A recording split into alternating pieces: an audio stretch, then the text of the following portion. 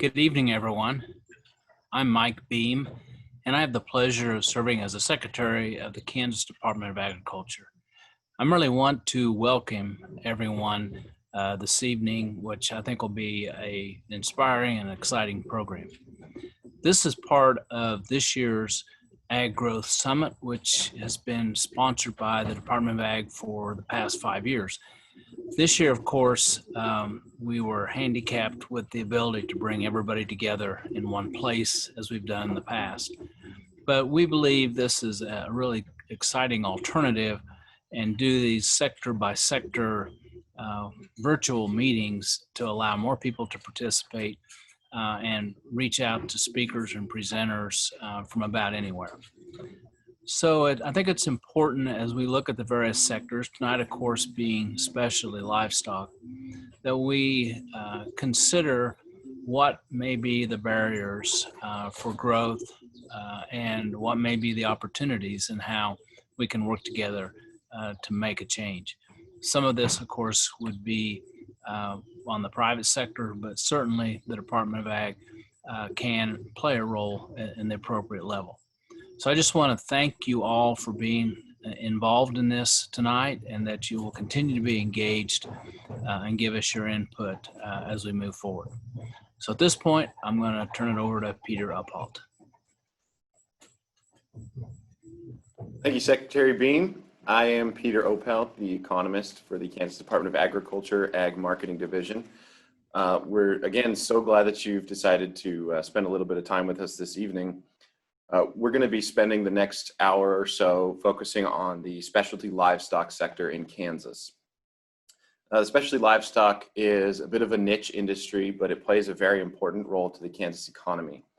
These animals are able to provide alternative protein choices to consumers, a wide variety of co-products such as dairy, fiber, leather, and even act as an alternative form of range management.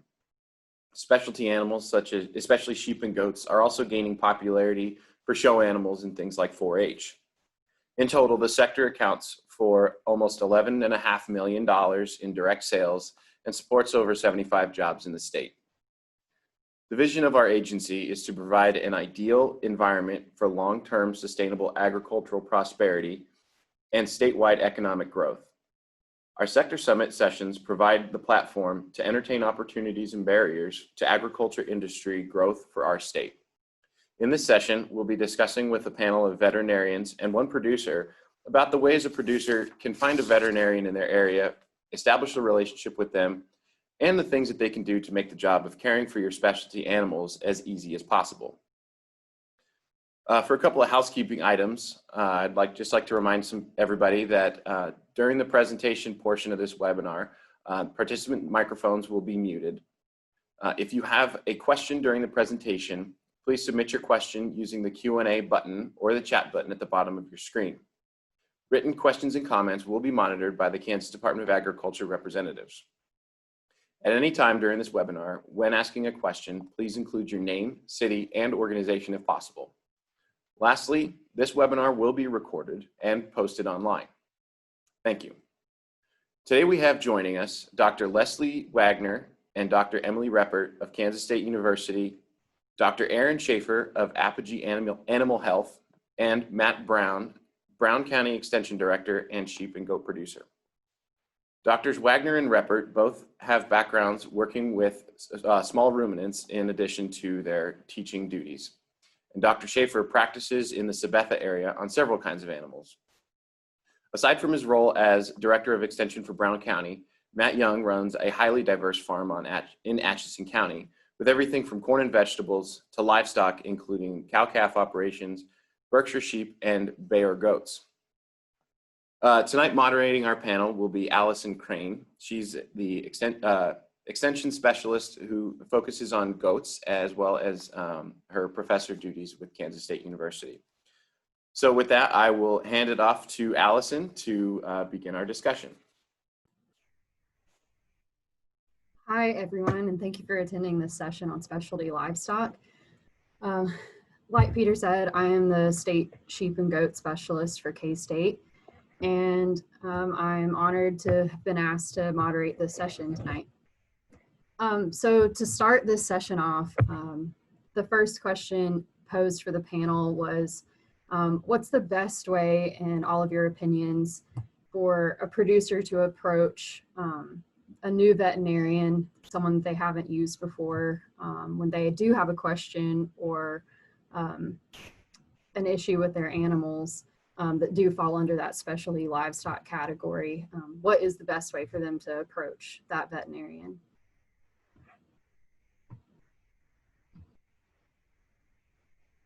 So I don't know if we want to start Yeah. out with Can you Emily. hear me? Yeah, no, that's perfect. So I hope everybody can still hear me okay, and let me know if there's an issue with that, if you will. It's my pleasure to get to participate in this panel discussion. I'm very passionate about small ruminants, and especially in the state of Kansas, and with Allison, have had the opportunity to participate in a variety of different statewide events that I think is helped me to have a better understanding and meet some of you. I recognize some familiar names, certainly in the attendee list. So welcome those of you who I know that I've met before.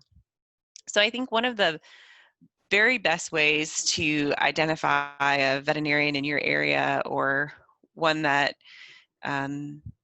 has had some experience or enjoys working with small ruminants, or enjoys the challenge of maybe a species that they haven't always worked on, but they're willing to learn more about them and are willing to be a participant in your operation. Certainly using other producers that have a similar type of animal in your area, word of mouth is a powerful tool as far as how to find a veterinarian in your area, and someone that they trust or they develop a relationship with. Sometimes it's a little bit of a challenge to just call a practice and try to get a hold and speak to the veterinarian. Time is money, and so sometimes they, depending upon how busy they are in their practice, that may need to be set up as an initial meeting to talk about your operation and come up with a plan with what your specific needs are from a veterinarian, and kind of go from there. And then I would say the third option, and a free option, is that the university, that's one of the services that we offer. Anybody that has inquiries about veterinary care in their area, we're happy to collaborate and try to identify someone in your particular area that is interested in working with the species that you have. So we do that all the time. We have a pretty good idea of who's practicing in what areas, and how that might fit with your particular operation. And so that's as simple as calling the university. And if we don't have that number, I'm sure we have a way that we can get that number to you. Peter, I can get that to you.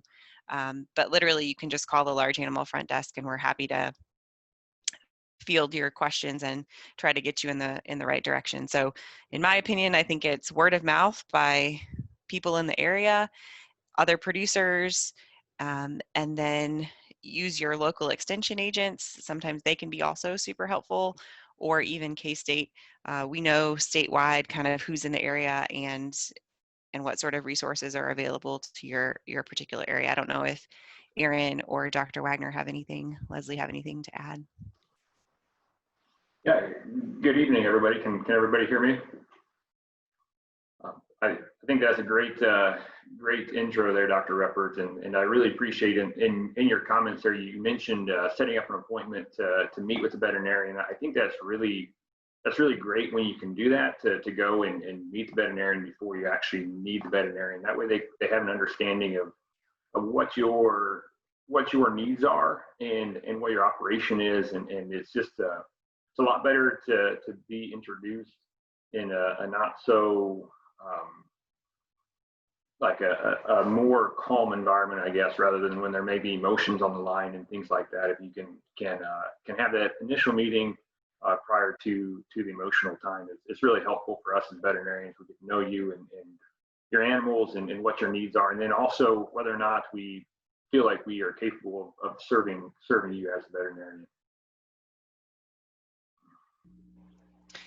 Yeah, I agree with everybody so far as what they've said, and again, want to thank you guys for inviting me out here. Really happy about that. But I would say just along the same lines as Dr. Reppert and Dr. Schaefer is my favorite thing with most of my small ruminant clients is the relationship that I form with them.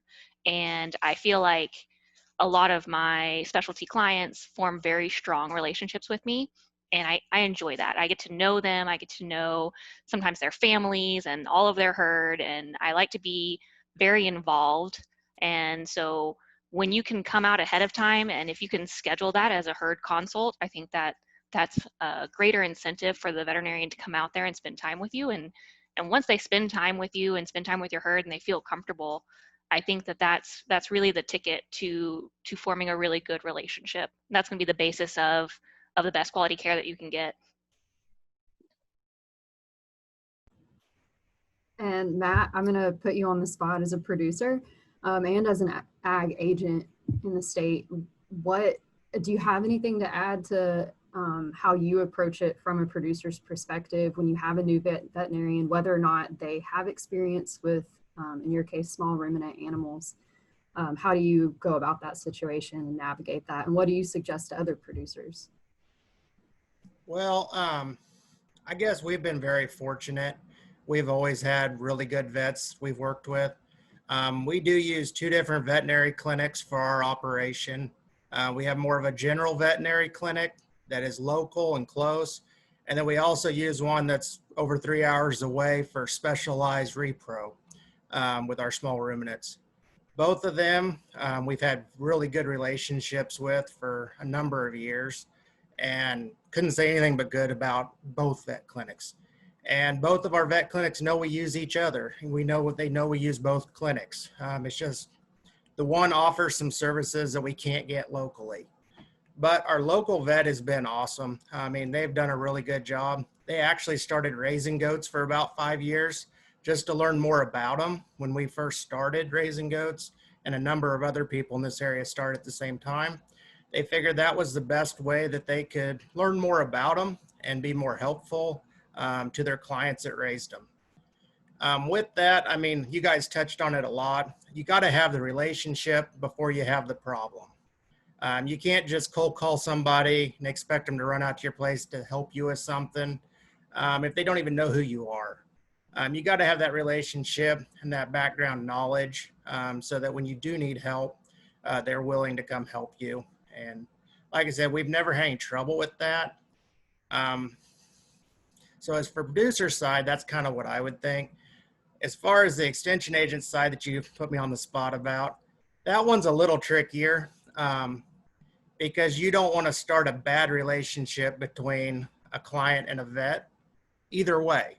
You know, you don't want to be known as the person that sends everybody to one person because you think they're better at something than somebody else, because that might just be your personal opinion and not fair to all the vets in the area. So it is a little trickier on that side. The best thing we can do on that side is tell them what options are out there and, you know, let them make the phone calls about trying to figure out which one works best for how they operate, what their operation looks like, and, you know, their general practice, how they do things, what works best for them. So it's kind of what I'd have on that. Thanks.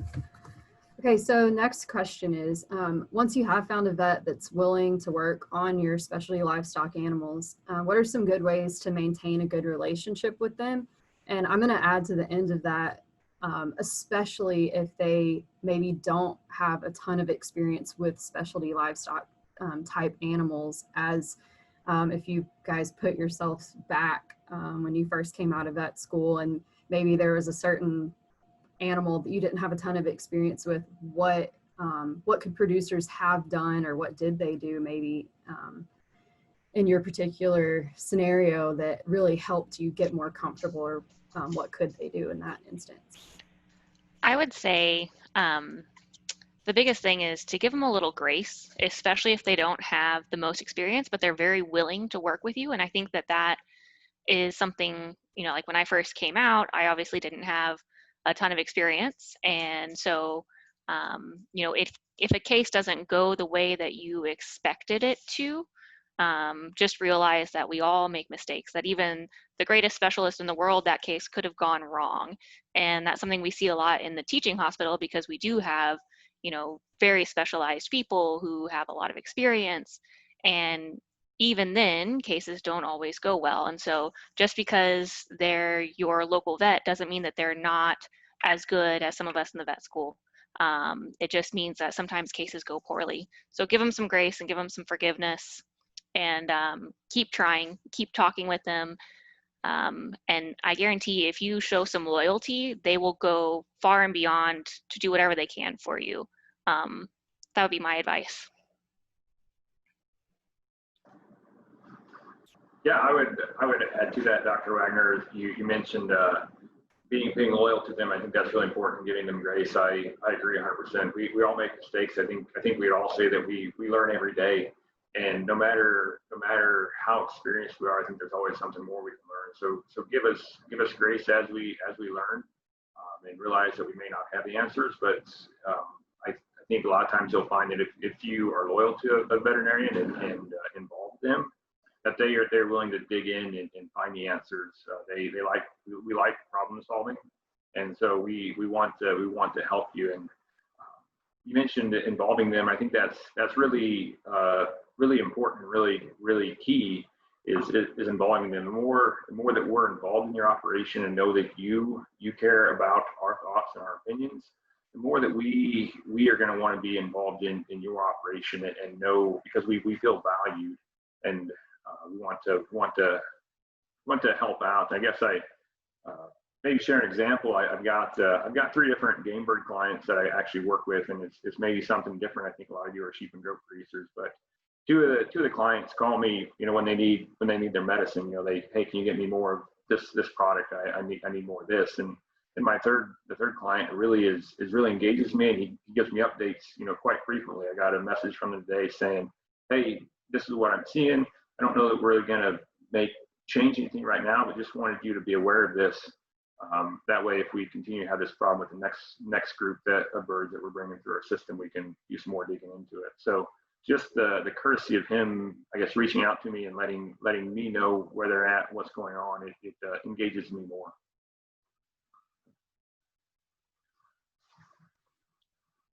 Yeah, and I think to add to what both Dr. Wagner and Dr. Schaefer said, I really think that there's something to be said for having a little bit of consistency too. So whether that's in kind of annual visits to your operation, or even biannual visits to your operation, because you guys are the experts at what you do, and so you're the expert of your operation. And I think the more that your veterinarian knows and is a part of that, I think the more helpful that they will be able to be. So I think having that dialogue and them being boots on the ground at least a couple different times a year is an important part of what they can offer.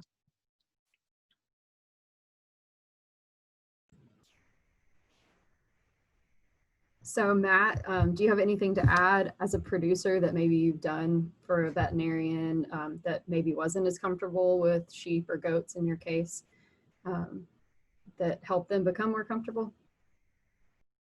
Well, I can't think of like a example that works perfectly for this, but I mean, everything that everybody said already, I mean, it's just really important to, work with them before you have the problem. I mean, if the animal is already on the way down and you call them at the last second, and that's the first time they've even heard about it, the chances of a good outcome may be slim. I mean, if you start a little proactive on the situation and come up with a plan for the whole season or year, whatever the circumstance is, and they've been part of it all along, they're going to feel like they're part of it. The loyalty side, I think, is really important. I mean, I think as a producer side, it's important to always pay your bill on time, for one thing. I mean, vets need the money too to keep everything afloat. And I mean, paying your bill on time can go a long ways. Also, sometimes the bill is for something that didn't turn out very well, and it's best just to pay it and move on. And I know there's a lot of people that sometimes fight those kind of bills, and that doesn't help anything. you ask them to come help probably on a Sunday morning or something to come try to do something that didn't work out.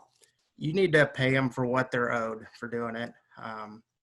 And I've always found that that's helped on the loyalty side.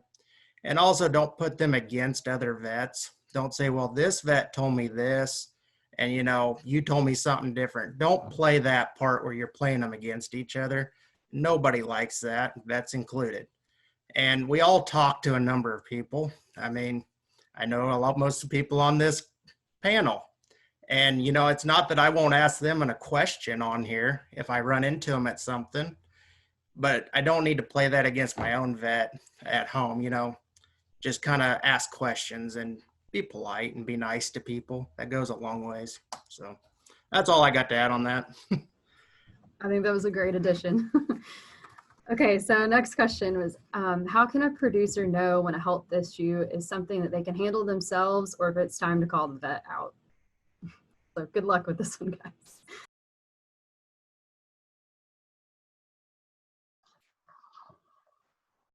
I think I'll go ahead and start. I think if it's something they've seen before or something that they know of someone that has seen it before and can walk them through it and they've treated it successful, I think that their level of confidence, if they're confident that they can treat it, they're probably safe to go ahead and proceed. But if they're questioning what they need to do, or if they need to consult Dr. Google to see just what's going on, then it may be worth paying to go ahead and involve a veterinarian early on. That way there's a better chance of the outcome being a good outcome. And it's going to depend a little bit on the case. I would say just, if we're dealing with a blocked goat, I would say that's a lot more urgent than if we're dealing with just a simple indigestion. So kind of what does the animal look like? How distressed is the animal, or what, is it something that's slowly progressing, or is it something that's really rapid and needs attention right away? They kind of use some judgment on that. Yeah, I think those are great suggestions, Dr. Schaefer, and kind of to that point too. So here again, there's no veterinarian on the planet, I don't think, that particularly if you have a relationship with them, that if you didn't call the clinic and say, hey, we're having XYZ and we've tried this and it doesn't seem to be working, or what do you think we should try? That's part of your veterinarian's job, paid for or not, to give you some advice to kind of help you. And so I think calling the veterinarian and getting just some general advice, again, if it's something that you haven't seen, is totally warranted. Again, you have that relationship, they're not going to charge you for that. That should be a service that's a part of what they do. And certainly that's what we do here. Again, I think just to highlight, there are definitely certain conditions with small ruminants, and these are kind of global problems for even some of the other specialty livestock. That was also, before I keep going, that it was also a question in the Q&A about what is considered specialty livestock, and I answered that as sheep, goats, llamas, alpacas, cervids, and bison. I don't know if those are correct, or if anybody wants to add anything to that, please feel free to answer that as well. But back to my point, there are definitely certain conditions that really time is of the essence, and doing certain things, if they don't respond immediately, then you need to kind of move on down the road. They need to see a veterinarian, and one of those is certainly a urinary obstruction.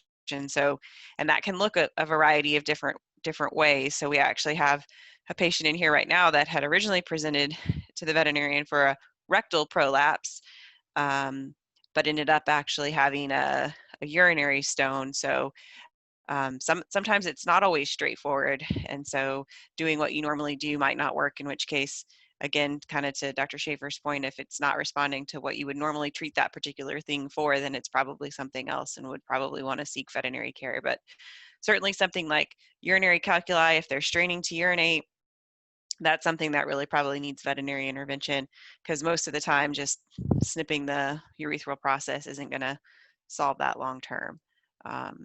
So that's definitely one. The other one that probably needs more urgent veterinary care would be bloating. Some of those will respond on their own to being tubed, and some of them don't. So again, that would be one that probably needs a little bit more urgent evaluation, along with the ever challenging, at least small ruminant issue of pregnancy toxemia, or the pregnant doe or ewe that's sick. Those oftentimes, by the time they get to the point where they're not eating, they definitely need some veterinary intervention as well. So there are a variety of different conditions that I can think of that would potentially need veterinary care. So bloating, urinary obstruction, pregnancy toxemia, dystocia, that's another one. So lambing or kidding difficulty. If you've attempted to correct the malpresentation or a big fetus for more than 30, 45 minutes, probably need to seek veterinary care. I don't know if anybody else has anything to add to that. Yeah, I think as far as who you could consider specialty animals, we could probably add reindeer to the list. We saw some of those recently. We do have some reindeer around here. But yes, I think another thing that you can do is, when you have that relationship with a veterinarian, they can help you set up protocols for very common things, particularly if they see, when they see the fourth coccidia kid on your property, they can kind of help you with different protocols. Like, when you see this, you can treat with this, and they'll know the normal progression that you're seeing. A lot of that is very operation specific. And so I think that helps, again, going back to creating that relationship and making sure that they're involved and they know about your operation. It really goes a long way. And how much, myself in particular, how much I trust another producer or the producer to be treating animals on their own. If you don't have that relationship with a veterinarian yet, I would say we would much rather talk to you or see you sooner than later. And we would rather see you and talk to you before you've treated or given anything. So it's never wrong to call or talk to a vet or go see a vet before you do anything. Yeah, and particularly if it's one of those non-emergent things that you think, well, maybe I can get by with doing, X, Y, Z. Just call, and a lot of us are more than happy to talk. And particularly at the teaching hospital, we call and we do consults all the time. And again, we can try and help you link up with a local veterinarian, but before you try treating yourself, depending on how comfortable you are, I would definitely recommend calling somebody first.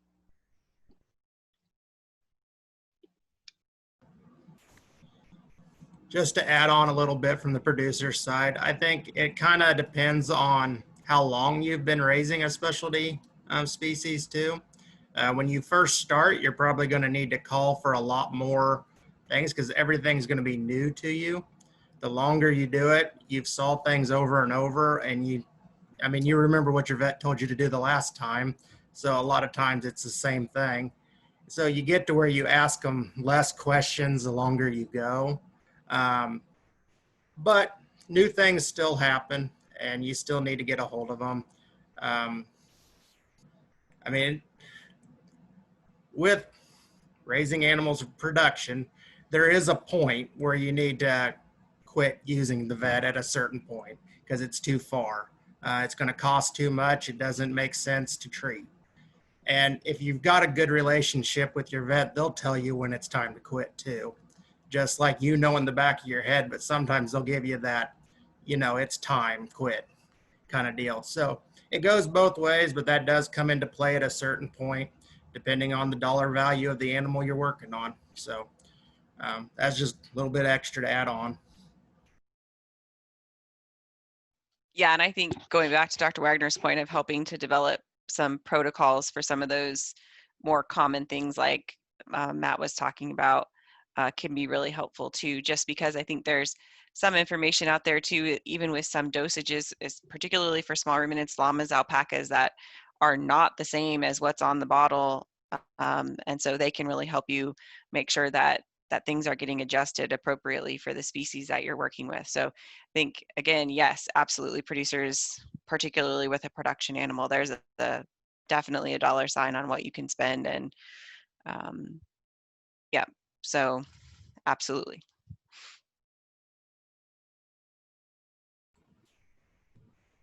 Okay, and I'm going to ask a follow-up question to that since he brought up that production point of Do you guys have that conversation with producers, whether it's production, a show animal, the purpose of whatever that specialty livestock animal is that an open conversation that you have with the owner of, what's your price point, or what's the best way to have that conversation between the vet and the client?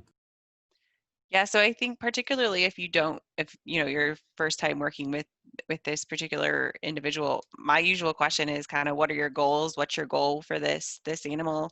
And then kind of come up with a variety of different options. We usually provide kind of three different, or not three, but a sliding scale of what we can do, and then kind of fit that with practicality for that animal's ultimate value, or kind of what we have to spend on that particular individual.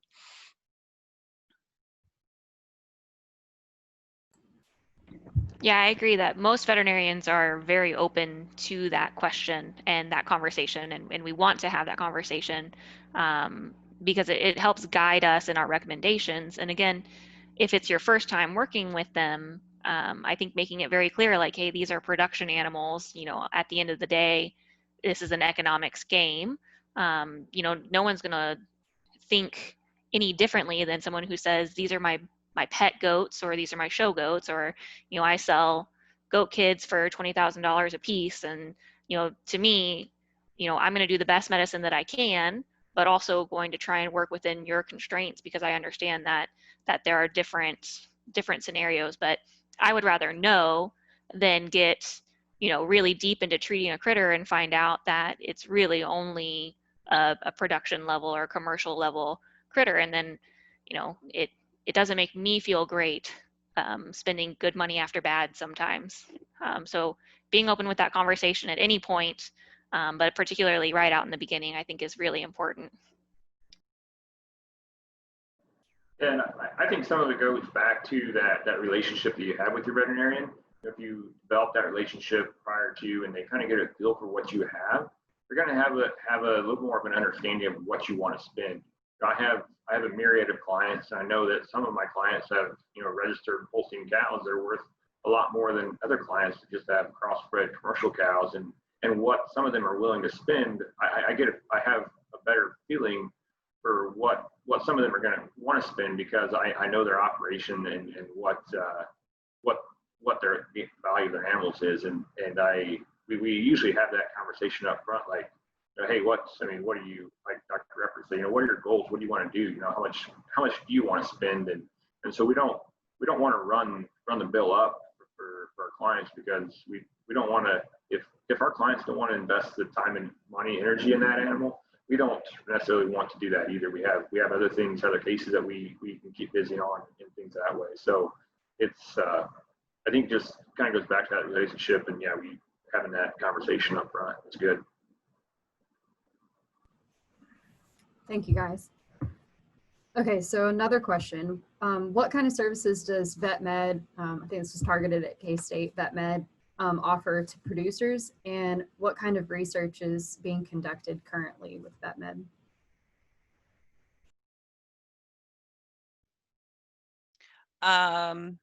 Sorry, I was reading a question in the Q&A real quickly. Allison, I might answer that. Glenn, Yeah. I'm going to answer that here in just a second after I answered Dr. Crane's question. So, well, what we have historically done, so Dr. Crane and I recently finished, well, I guess it's not that recent, a year ago, did a project looking at a new anti-inflammatory. Some of you, I'm sure, are familiar with the topical Poron Banamine transdermal. We looked at that in goats and looked at whether or not the label dose for cattle is absorbed in a similar manner to that in cattle, and what we found was that it's not. And so we need to do some more work to determine if we can adjust the dose to a point where that might be an applicable product for small ruminants, just because it seems like it would be a really nice option to not have to stick a small ruminant every time we want to give them something like Banamine or even something like meloxicam, which is an oral product. So more work needs to be done there. We also recently developed a way to study or induce lameness in some small ruminants so that we could have a better understanding of how they respond to various anti-inflammatories. And so out of that particular study, we recently received a grant from the USDA. And so this fall we'll start, hopefully, kind of COVID pending, a project that is geared towards further investigation of lameness and treatments for lameness, but also as a part of that, so kind of towards your question there, Glenn, a part of that project is actually to do, we call it pharmacokinetics and pharmacodynamics. That's the big fancy word for whether or not a drug works and what the dosage of that drug is. And we've gotten the approval to do the testing to hopefully be able to get appropriate meat and milk withdrawals for those products in small ruminants, which is required for any drug company to want to put that information on a label. And so the hope from our project is that at least with some of the available anti-inflammatories that we use commonly in small ruminants, that we will have an appropriate dose and appropriate label and everything for them out of that study and have a better understanding of lameness. And so that's something that we currently have funded right now, and we're excited about that study and hope that that'll kind of come up with some very producer usable information. One of the challenges with product development, so I don't know, Glenn, if this answers part of your question or not. One of the challenges is just there's not a tremendous amount of money that is out there for research and development for those products. And so those types of studies are particularly expensive. And so until there are large drug companies or other agencies that are willing to put the money out there, those sorts of studies are probably just not going to happen. So be loud, be a voice, if that's what I can tell you. And hopefully we can kind of change that picture. So there are actually a tremendous number of diagnostics out there for small ruminants. So I guess it depends a little bit on what you're trying to diagnose or what you're specifically looking for. I know that at least at K-State, and the options are out there for not regular veterinarians, but private practice veterinarians there as well. But if the state lab of Kansas doesn't offer a test, there are other state labs that have other packages. So one that I can think of that we use all the time is a biosecurity screen from the University of Washington, or Washington State University, rather. It's relatively cost effective, and it tests for the 3 most common contagious pathogens in small ruminants, for example. So there are a variety of different labs that you can reach out to if you're looking for a specific test, but blood work, all that kind of thing can be run at a routine veterinary clinic, and it can be interpreted appropriately as well. So I don't know, Glenn, if there was some specific diagnostic that you were looking for, or more specific question there that I can help answer. And as industry, I'll answer that question a little bit that Glenn had.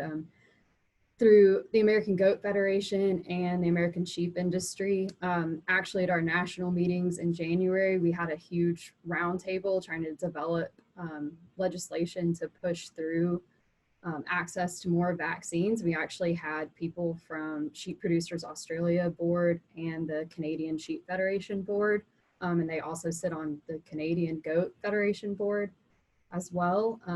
And for all of us to try and come up with, first off, a cooperative agreement that will let vaccines and some drugs that are labeled for use in Canada, Europe, and Australia, for us to be able to access those in the US. So that would be a push for the US government to allow those through. And then also we're trying to come up with some legislation, or not legislation yet, but to push the US government to give USDA more funding for vaccine development in the US for sheep and goats, as well as more drug development. So I think being involved in not only your state association, but also the national organizations, and I'll just go ahead and put a plug in. I know Peter's going to do this in a minute, but filling out, when your state does a survey of your industry, filling that out so that we have an accurate estimate. Those numbers really give us more of a voice when we can take those numbers federally and also internationally when we're doing these agreements with Canada, Australia, New Zealand, who already have access to a lot of those drugs and vaccines.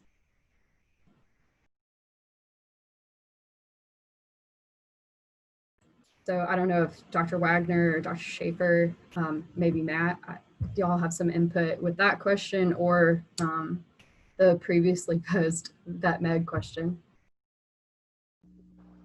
I would say one other thing that we offer, and I've kind of already mentioned this before, was, you know, at the university, you can always call. And so if you find a veterinarian willing to work on your animals and you feel comfortable, you've made a relationship, and maybe there's just a case that goes a little bit above their comfort level, encourage them to call us, encourage them to reach out, and we encourage them as they come through as well to always remember us, to call us. We never mind talking to our local practitioners. We enjoy it actually immensely. And so if there's something that they're not sure about, just have them call. And maybe it's a referral situation, but maybe it's not. Maybe it's something we can talk them through on the phone. Other things that we're kind of developing at the university is some minimally invasive procedures, and some procedures that we could probably do more economically. At the university setting, we're typically, you know, we get called the ivory tower, and so you know, we have the ability to do the most expensive and the most radical treatments, but again, that doesn't always fit the cases that come through our door. And so we are working on developing some procedures that we can get done more economically. And so for one example, in urinary issues, so like in blocked goats and blocked wethers, one thing that we've started to do is a minimally invasive tube cystostomy. And so that's a tube that we can put into the bladder. And typically that procedure is done under general anesthesia, and it can cost upwards of $1,500 to manage a urolithiasis case like that, which is not economical for your everyday producer, particularly for sheep and goats. And so we've developed have been working on a procedure that we can do here that is much faster and much less expensive, more on the order of maybe $250 to $400, depending on what all you do. So we're constantly trying to work on that at the university level. And as we get those techniques kind of nailed down, we disseminate that information out to all of the local practitioners. So part of some CE that I like to give to veterinarians is on urolithiasis and on that minimally invasive tube cystostomy. So those are some things that we work on at the university level in VetMed.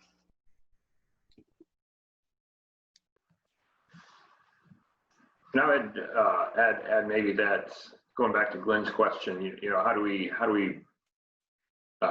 get, you know, avoid the diagnostics, how can we work around the diagnostics and treatment? I think the old adage, you know, an ounce of prevention is worth a pound of cure. And so working hard on the prevention thing so we don't have problems is really important. And then kind of echoing, you know, Dr. Reppert mentioned the biosecurity screen, just making sure that we are doing everything we can to make sure our flocks, our herds are healthy. So that way we don't have to treat them. I think most veterinarians would a lot rather work with you on prevention than we would on treatment, because we're doing a lot more when we prevent disease than we are when we're treating diseases.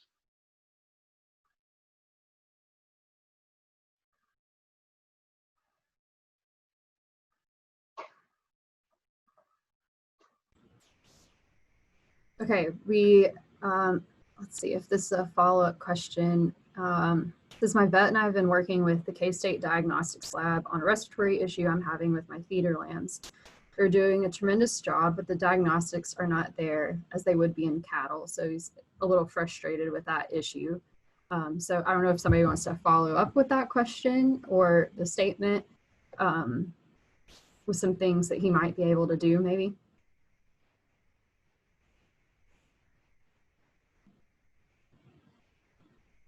Yeah, so again, I think, not knowing exactly what the respiratory issues are, again, I guess I would again encourage your veterinarian to potentially and even work with the diagnostic lab here. Dr. Maggie Highland is a newer pathologist here, but she has a particular interest in what I would consider to be all specialty livestock, but particularly small ruminants. And she has a lot of experience from even other diagnostic labs. And so she may have other labs that samples could be submitted to if that's something that they think would be helpful. So I don't know the exact issue, but it might be time to talk about maybe outsourcing or looking for diagnostics somewhere else too.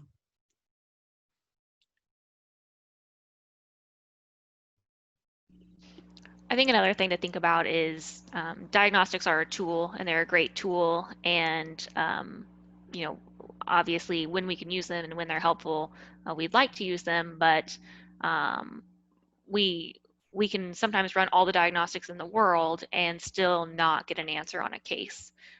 So, I would try not to get too frustrated, because if your diagnostics aren't coming up with things, there may not be a diagnostic test out there, period, that's going to solve your issue. And so then trying to think of other ways and other innovative ways to attack the problem, and maybe looking at management, looking at, like Dr. Schaefer said, prevention is sometimes tremendous. You don't always have to have an exact answer to implement a lot of those changes, the management changes and the prevention changes. And sometimes even, on cases that particularly might be too far gone, that diagnostics aren't going to help that case. But if you can implement things for the rest of the herd, then you can probably change a lot more that way. But our diagnostics aren't perfect. And like I said, even when we run all the diagnostics in the world, sometimes we come up with no answers. And it's just it's an imperfect science in medicine. And this goes across all medicine. I think even human medicine sometimes struggles with this as well, is we can't just rely on the diagnostics. We have to fall back on some of our experiences, your experiences as producers. And I think that that's something that's very tremendous. Like Matt said earlier, producers that have been in this for a long time, their experience is worth a lot. And so I particularly like to listen to those producers as well. And it's a big picture. It's not just diagnostic tests and the results from diagnostic tests that'll help you change a case or change the direction a herd is going. And maybe just to add to that, Dr. Wagner, if I could, you mentioned that a lot of times we can do all the diagnostics in the world and not find anything. And in that process, so I think when we do some diagnostics, a lot of times we can rule out a lot of things as well along the way. So yes, we may not pinpoint what the exact thing is, but if we can rule out a lot of things, there's a lot of value in that as well. Just would throw that in there too.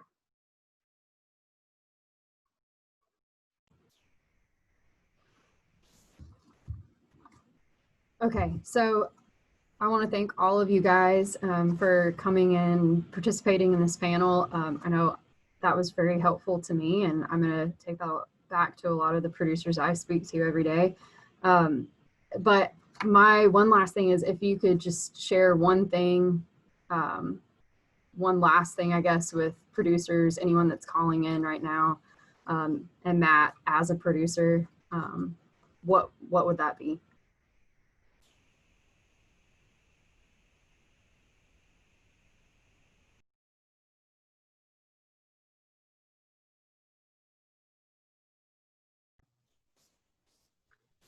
I guess I'll start. So I guess where I would start is you got to find people that you can work with, and that you understand what they're coming with, and you understand what you're giving to the relationship, and just work with them and find people that have similar goals to make you successful as a producer. If you're always seem like you're fighting the people to get what you want out of the deal, you probably are using the wrong people, because you guys just don't match. You know, your philosophies don't match on raising animals or whatever you're doing. And so as a producer, you need to find the right people, and then be loyal to them, be good to them. And, you know, when they want to try something, you know, let them try something every once in a while. I know a few years back, we decided to try to limit antibiotics a little bit in our breeding herd. It was something our vet wanted to try. Traditionally, we had given on antibiotic third trimester to all the breeding ones, and we tried to limit that a little bit to see if we could pull some of that out and still try some other things. It was something our vet wanted to try from some research he'd been doing. And so we took a small percentage of the herd and we tried to do that, see if it worked. And we got some results. And then we went forward with our new plan for that breeding herd. But, you know, once in a while, vets do want to try something, especially on specialty stuff, if they're not using it all the time, to see if something that they've read about works. And if you can afford to do it and help them, that's going to build a lot of relationship there on something they want to try. And so just like I said earlier, be loyal to your vet that you find and work with them as much as you can and be nice when things go wrong. So that's all I got to add. Yeah, I think all of those are really great, actually, for people to remember. And then the other thing I would say from the vet standpoint is be honest with us. And, you know, even if you've done something that you know maybe we won't approve of, we'd rather know than go on not knowing.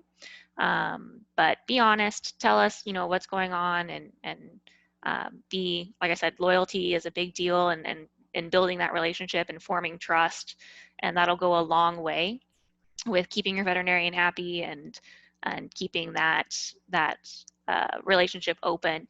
And then the other thing would be, you know, be open-minded.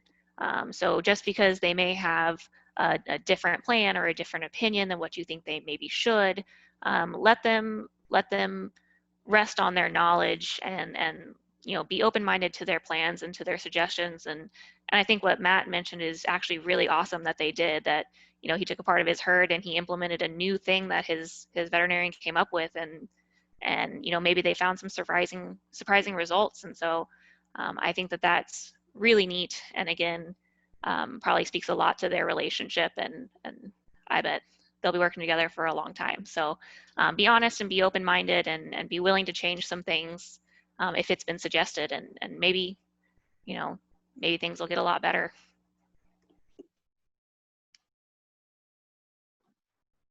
Good comments there. And Matt mentioned something that triggered my mind. He mentioned be loyal to your people, and I think it is about people. I would say develop kind of a team of people that you can go to and that you can trust, whether that's your veterinarian, your nutritionist, your extension agent, other breeders that you have trust in, and bring them together and get them talking when you have issues, because none of us are as good as all of us together, right? So just making that team and getting everybody together and on the same page, and working together toward a common goal, rather than, you know, talking to this person, that person, and bouncing ideas off of each one individually. Just bring them all together as a team and work together to that common goal of helping your operation be profitable.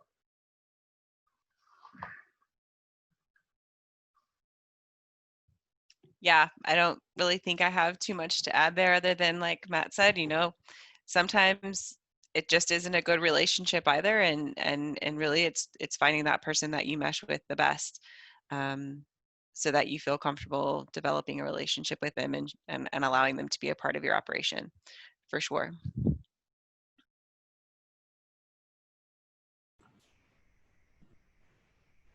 Okay. I think that's going to wrap up. I don't know if attendees have any last minute questions that they wanted to post in the chat box. I think we've been answering most of those as they came up. So Peter, I'm going to turn it back over to you. All right. Well, thank you so much. That was phenomenal. I don't own any specialty animals aside from my dog, but he's just special. But I certainly learned a lot. And I think that it was a really valuable session. And, again, we're going to be recording this, so it'll be posted on www.agriculture.ks.gov/summit within the next week. And I think Allison said she was going to post that over on her extension site as well. Please remember to join us for the crossover sessions on August 17th, 18th, and 19th. And then on Thursday, August 20th is going to be our main Ag Growth Summit webinar, where we're going to have some guest speakers and highlights. Oh, and before I forget, the sheep and goat survey. Allison mentioned it earlier in the session. This is something that we've been working on for several months. We put it together, and we're running it through the Land Use Survey Center at K-State Ag Econ Department. The URL there for the survey is there. It's open until August 17th.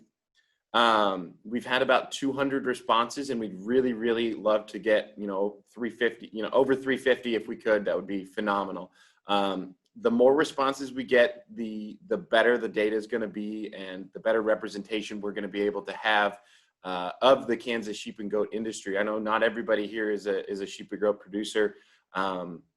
It's kind of challenging with this specialty livestock. There are so many different niche animals there. But sheep and goat seems to be the one that is the most widespread across the state. And we really only get information every 5 years with the ag census. So being able to have a good comprehensive survey is really important. Like Allison said, when they're talking to legislators and even international folks, being able to have numbers of a representation of the industry in Kansas, it's really invaluable, and we can only have that if folks go in and answer this survey. So please go answer the survey. If you have not, share it with anybody that you know that may be a producer of sheep and goats, or even just the dairy or the wool, if they don't have to be for market or anything like that. So we really would appreciate it. Again, it's open till August 17th. If you have any questions or would like a paper copy, or I can take your answers over the phone, please call me or email me, and I will be more than happy to do that. So moving on, the Kansas Department of Agriculture is, again, the sessions next week are the 17th, 18th, 19th, and 20th.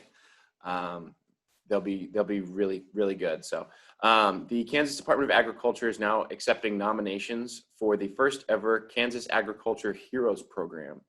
Since the beginning of the COVID-19 pandemic, Kansas farmers, ranchers, and agribusinesses have performed essential functions to keep food on the tables of people worldwide.